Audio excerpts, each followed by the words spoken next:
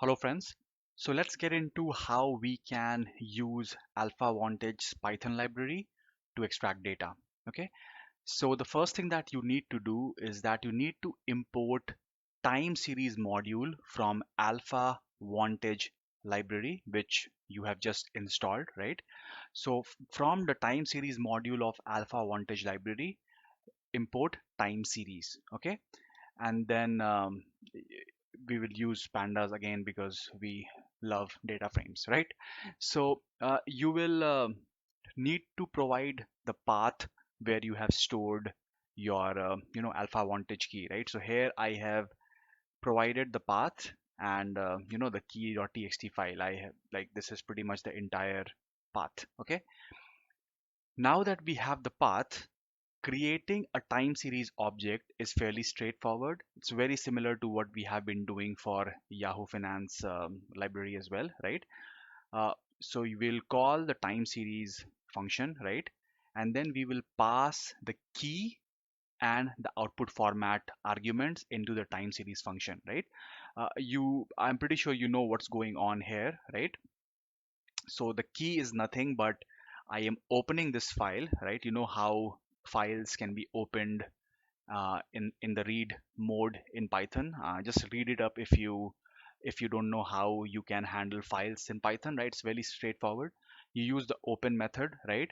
And you mention whether you want to read, whether you want to open the file in the read mode or the write mode. Okay, so we open this particular file with the whole path, and we open it in read mode, we read it, and we store that information in the and we pass that information in the key argument, right? If you don't provide this particular argument, then you will get the data in JSON. We don't really want that. We want data to be in pandas format, right? So if I run this line of code, it is essentially creating a time series object, right? And once I have the time series object, I can pretty much pull data off any allowed ticker, right? So let's first get the daily data, right? Actually, let me first start with a stock and then we will go to Forex, right? So we'll call get underscore daily function, right? If you recall, get underscore daily and get underscore intraday were the two functions within the time series module in the documentation page, right? So let's call the get underscore daily function, right? We pass Microsoft, right? I'm just passing this symbol. Just one more thing. I've seen that the tickers of Alpha Vantage are very similar to the ones in Yahoo Finance. So likewise for Indian stocks and Hong Kong stocks, you'll have to add .ns or .hk. Typically, I have seen that to be true. For some of them, they may be different, but just look up what are the tickers that Alpha Vantage follow, right? I've seen it mostly the same as Yahoo Finance, right? And then I want output size as full, right? I could have compact, but I want to check what happens if the output size argument is full. So let me run this. Don't worry about this zero right now. Let me show you what happens once we kind of run this, right? So just let run only this part, right? Let's see what happens. So once you run this, right, ts.get daily symbol whatever and this, right? So you will get a tuple and you will get two values in that tuple, right? One is the OHLV information, and second value of the tuple would be the like metadata information. For example, what is the symbol, what is our last refresh time, output size, time zone, etc., right? So um, Alpha Vantage API also provides you metadata information, but we don't really need this metadata information, right? So of this tuple, actually, let me show you what's the data structure. So if I run this, right? So if we go to data, right? Uh, it's a tuple, right? So we want the first value of the tuple, right? We want the data frame. We don't really want this dictionary with metadata information, right? So I will just take the first value, so 0. I hope you know how you can access various values in a tuple or in a list, right? The first value corresponds to the number 0, so we have the 0 here, right? So if I run this, right, now we will have the data frame in this variable data. So let me now show you what the data looks, right? So if I open this, you'll see that we have open, high, low, close, volume, right? Great. Just one thing here is that I don't really like that one dot open, two dot open and all. So I typically rename these columns. So let's call them open, high, low, close, volume, right? So I hope this is the same order in which they are there. So open, high, low, close, volume, right? So great. Let us run this as well. Okay. Okay, so now your data has the column open, high, low, close, volume. So great. Let me quickly also show you for FX how it looks like, right? So this is how it looks for FX. Just look for all the FX tickers that you can, get. So there's one problem with Forex is that the volume is all zero. I don't know if there's a bug or something, but recently every time you pull Forex, data, the volume is always zero, right? So that's one problem. So you can only get open, high, low, close as of now. You don't get volume. Okay. Now let's get into how we can, pull data for multiple tickers, right? Very similar to what we have been doing in earlier, right? You'll first have to kind of create this, list wherein you will put in all the tickers for which you want to get the data. Then you will initiate a data frame. If you want only one column, let's call it close prices. If you wanted the entire data frame, we would have initiated a dictionary, right? OHLV dictionary, right? So this is very similar to what we have been doing. Now, just like before, we will loop through this all tickers, right? So we'll go one ticker after another, and then we will execute all these commands. And what are the commands that we are executing? Just whatever we did here, exactly the same. Actually, just one more thing. So what is the total number of rows for full? Okay, so it's actually 5057, right? So if you have compact, you have only 100 rows. For full, you have more than 5000 rows. So just there is nothing in between, either 100 or 5000. It's a bit weird, but yeah, that's the only two option that you have for output size, full or compact. Okay, so what am I doing here? For every single ticker, I'll come to this later. I'll tell you why I use start time, right? So we will loop through every single of these tickers, right? And then we will again, just like here, we'll create the time series object. This time we will get, because right now I want to get intraday data. So instead of get underscore daily, we will call get underscore intraday, right? We'll pass whatever is the ticker, we'll pass the ticker. We will let it know what is the interval, 1 minute, 5 minute, or whatever. And then again, I want output size as full. Actually, it's taking some time to pull the data. So for the demo, I'm just using compact, right? And then we are taking the first element of the tuple, right? Then I'm renaming the columns, and then I am appending only the close price, right, from this data into my close prices data frame, right? Nothing different, very similar to what we have been doing in other libraries. However, there is one problem with this particular ticker, and I told you in the previous lecture video what's the problem, right? But let me show you what happens if I run this, right?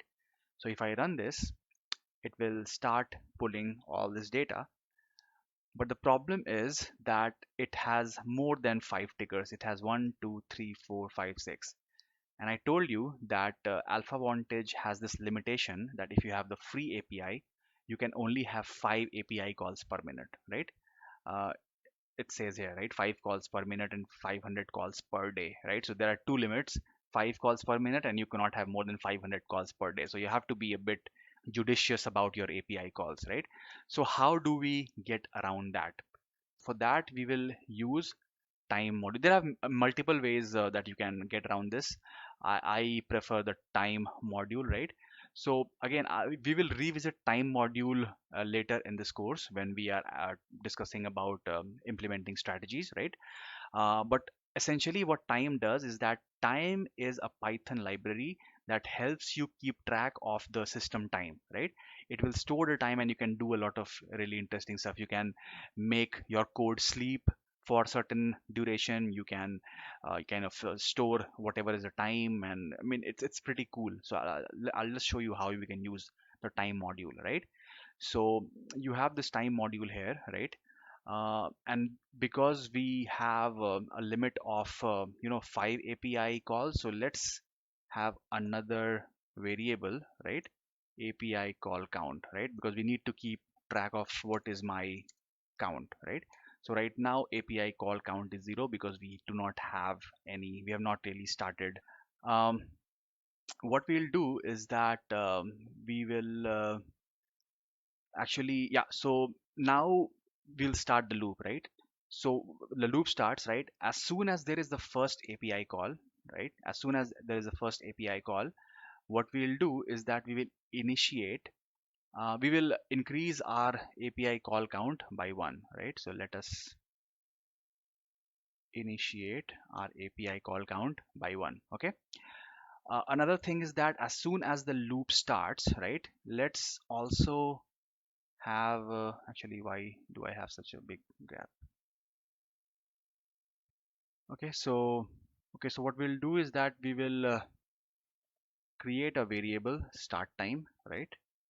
And then what we'll do is that we will initiate this at the start of the loop, right? So what essentially happened here is that as soon as I pass this time.time function, right? It captured whatever is the system time, right? And then it passed that information to start time, right? But just be mindful that time.time, so time is moving forward, right? All this is doing is that it's capturing the system time. So if I call this a time.time module after 5 minutes, so whatever is the system time right now, it will add 5 minutes to it, right? And then pass that value. So actually, let me show you what happens if I run this. It will give me the system time. So this time is actually in again, it's a Unix time, right?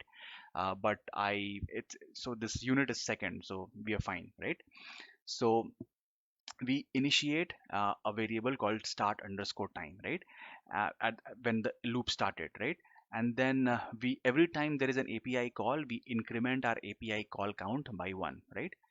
Now let's say that if API call count is equal to 5, right? Then what we'll do is that we will, first of all, we will assign API call count as 0 because we are kind of restarting the counter, right? And what we'll also do is that we'll have to find a way to make it sleep for some time, right? So we'll if I give time dot sleep, then it essentially kind of halts the code for whatever duration. So if I give 30, it will halt the code for 30 seconds, right? But we don't really know what, like, should we wait for 30 seconds? If you pass 60 here, it will wait for 1 minute, so you're essentially fine, right? But let's be precise, right? So for example, if it takes like 10 seconds to kind of process the first 5 API calls, right? So we should essentially only wait for 50 seconds, right? So let's be a bit precise. So how we can do that is use some bit of ingenuity, right? So 60 minus, right? Again, time dot time would give me the present time, right? So what I want to do is that I want to take the present time and then I want to subtract it from the start time, right? So what will this essentially give me, right? What will this essentially give me? This will give me the elapsed time from when the loop started, right, to the present time when the API call is 5, right? So for example, start start time was 0 and time.time is 10 seconds, right? So this value will give me 10 seconds, right? So essentially I have got 60 minus 10 second, and that is pretty much it. So right, I want to sleep, I want to kind of uh, wait for 50 seconds, right? 60 minus whatever time it took to run to reach till this level, right? And this is pretty much it. I think if I run this now, this should work, right? So let me check if everything is fine. API call 0, yeah, right? So let me run this. So it will take 1 minute, so I am forwarding the video. So as you can see, the code has run. It took slightly more than 1 minute, right? Now, if I go to close underscore prices, right, you can see that there are six stickers, one, two, three, four, five, six, right? So this is a bit roundabout way of getting the data. I mean, this is the best I could come up with. If you have some other method, let me know. But you will have to wait it out. Whatever is the time limit, you will have to comply with it, and you will have to write a code which kind of gets around that 1 minute limitation. So if you have 25 tickers, it will take more than 5 minutes, right? Just quickly want to add something here. One of the problems that you will see with the newer version of Alpha Vantage is that the data comes in the reverse order. So, for example, if you see the data that we extracted here, you can see that the most recent date is at the top, and the earliest date is at the bottom, right? So, I mean, this is not the usual format of data uh, for other libraries. So it's good if we change, if we reverse the data frame, and you will see that if you proceed through the course, the strategies that I create, the strategies that we'll be working on, they assume that the data frame is in the reverse order, meaning the latest date is at the bottom of the data frame and the earliest date is at the top. Okay, so here you'll just have to add one line of code, right? This reverses data frame, right? So if I run this, you will see that it's reversed now. It starts from 25th April 2000 and it goes all the way till 23rd April 2020, right? So all you will have to do is assign this reversed data frame to the earlier data frame, right? And we'll do the same thing before adding it to the closed prices data frame. Okay, so just keep that in mind. This is the problem that you'll face only for Alpha Vantage.